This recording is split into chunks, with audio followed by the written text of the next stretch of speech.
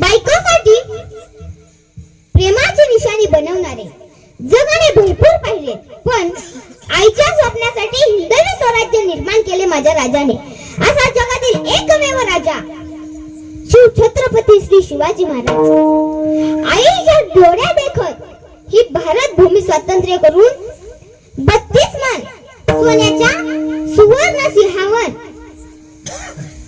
विराजमान माझा राजा आहे.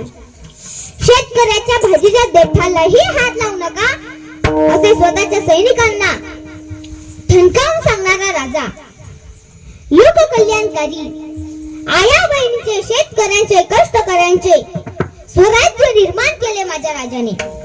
अहो, शिवकाळ असा एक काळ होता ज्या काळात एकाही शेतकऱ्याने आत्महत्या केली नाही. माझ्या शिवबाने अद्दल घडवली त्यांना. माझ्या शिवरायांना मानाचा मुजरा. काय त्यांची जयंती झाली ते म्हणजे जगातील एकमेव राजा छत्रपती श्री शिवराय. आपण कुठे होतो तर कीर्तनात, पण कीर्तनात कोणत्या विषयावर? तर ज्यांचा अभंग मी सेवेसाठी निवडला त्यांचा अधिकार साधा नव्हता महाराज. 400 एकर जमीन त्यांनी लोकांना दान देऊन टाकली व सावकारीच्या वह्या त्यांनी इंद्रायणीच्या डोहात बुडून दिल्या. भयान दुष्काळात अन्न करून त्यांची बायको व मूल मरण पावली तरी ते दुःखी नव्हता. म्हणाले, बरी या दुष्काळा पिना गेली. गाढवान करून लोकांनी दिन रखडले. सकाळी तुकाराम महाराजांना बेदम मारले. दुसऱ्या दिवशी तुकोबाराय त्यांच्या घरी गेले व म्हटले, मला मारल्याने तुमचे हात दुखले असतील, दाबून देऊ का? तर बघा महाराज, जगाने इतका त्रास दिला तरी त्यांच्या कल्याणासाठी तुकोबारायांनी गाथेची निर्मिती केली आणि आजचा अभंग मी त्याच गाथेतून कीर्तन रूपी सेवेसाठी निवडला आहे. विठ्ठल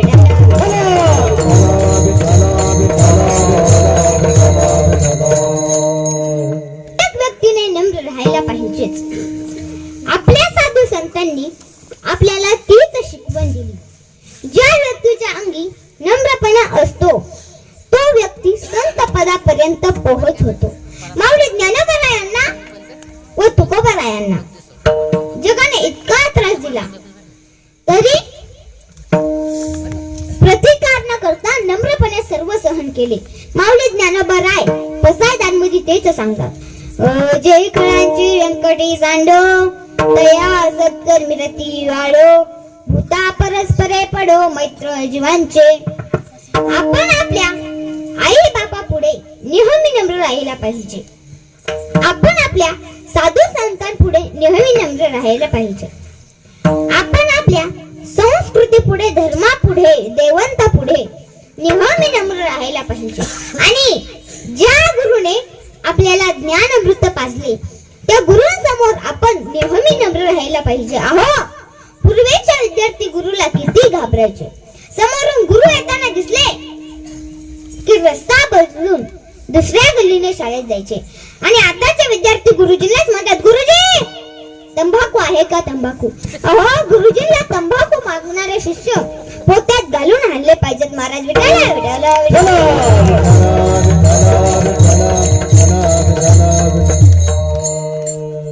एका गुरुने एका शिष्याला 10 रुपये दिले आणि त्याला सांगितले, हे घे 10 रुपये, गावात जा व 10 रुपयाचे पेढे विकत घेऊन. आता तो मुलगा आपल्याच गावातला होता, थोडा खतरनाक होता. मुलाने गुरुजींकडून 10 रुपये घेतले व निघाला बाजारात पेढे आणायला. दुकानदाराला म्हटला, काका पेढे दे 10 रुपयाचे. दुकानदाराने 10 रुपयाचे 3 पेढे दिले. किती पेढे दिले? खाली बसलेले नीट लक्ष देऊन ऐका. तर दुकानदाराने 10 रुपयाचे 3 पेढे दिले. पेढे घेतल्यानंतर मुलाने विचार केला, पहिला पेढा कसा आहे खाऊन बघू का? म्हणून त्या 3 पेढ्यांमधला मुलाने एक पेढा उचलला आणि तोंडात टाकला. आता किती पेढे राहिले? तर 2. चालता चालता मुलाच्या मनात विचार आला, गुरुजी घरी गेल्यावर दुसराही पेढा मलाच देणार. म्हणून त्याने त्या 2 पेढ्यांमधला दुसराही पेढा उचलला आणि तोंडात टाकला. आता किती पेढे शिल्लक राहिले? तर 1. तो एक शिल्लक राहिलेला पेढा त्याने गुरुजींसमोर ठेवला. गुरुजी म्हटले, का रे 10 रुपयाचा एकच पेढा आला का? शिष्य म्हटलं 3 आले. गुरुजी रागावले, सांग म्हटले बाकीचे 2 पेढे कुठं आहेत?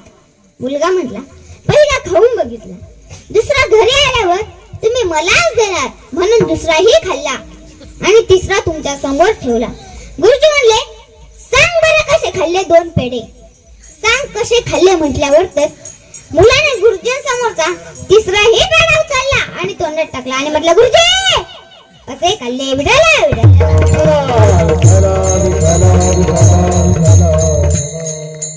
असे जर शिष्य असेल तर त्याची पिढी कशी सुधरेल?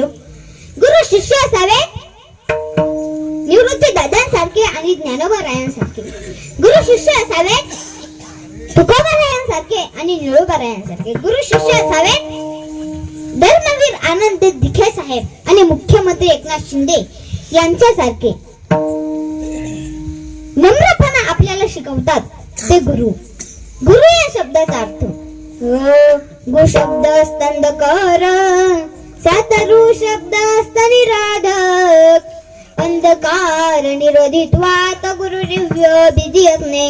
गु म्हणजे अंधकार, रु म्हणजे त्याचा निरोध करतात. अज्ञान अंधकार नाहीसा करणारा तो गुरु.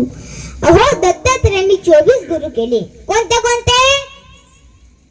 पृथ्वी, वायू, आकाश, पाणी, अग्नी, चंद्रमा, रवी, सूर्य, कपोत, अजगर, समुद्र, पतंग, मधमाशी, हत्ती, मधगोळा, पिंगला, वशा, कुरळ, पक्षी, बालक, कुमारी, बाण बनवणारा साप, कोळी, कीटक आणि भृंगी.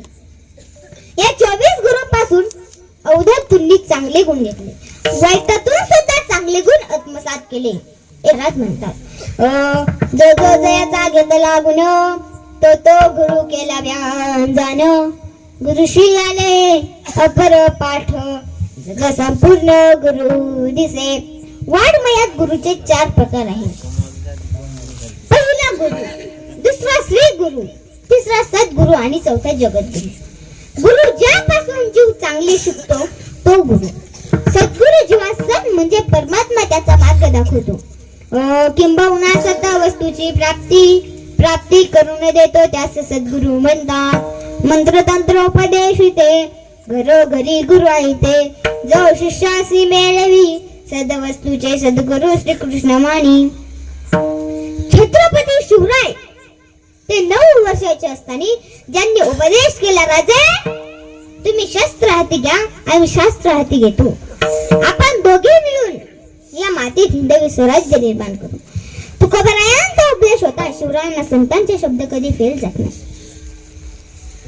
संत म्हणजे काय आपल्या गावचा भिक्खू पाटील होता काय हो?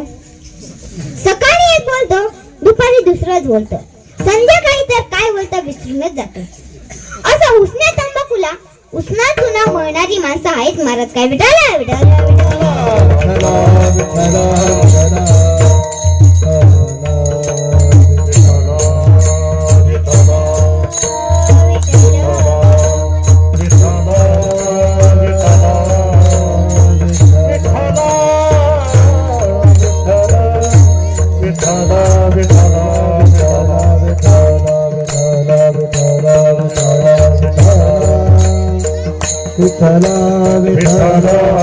विठ्ठला विठ्ठला विठ्ठला विठ्ठला विठ्ठला विठ्ठला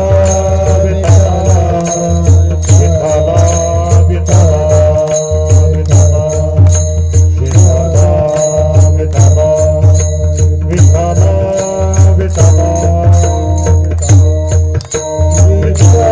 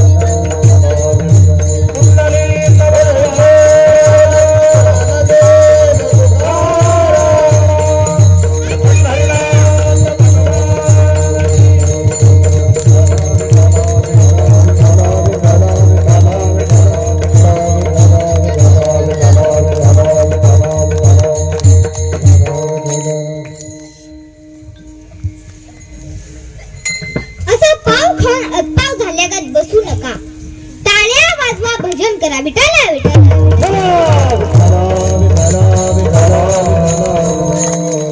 अरे शब्द देणारे तुकोबाराय यांच्या शिष्याने 6 जून 1674 तारीख होती. ज्येष्ठ शुद्ध नयादशी ही तिथी होती. रायगडावर हिंदवी स्वराज्याची स्थापना झाली.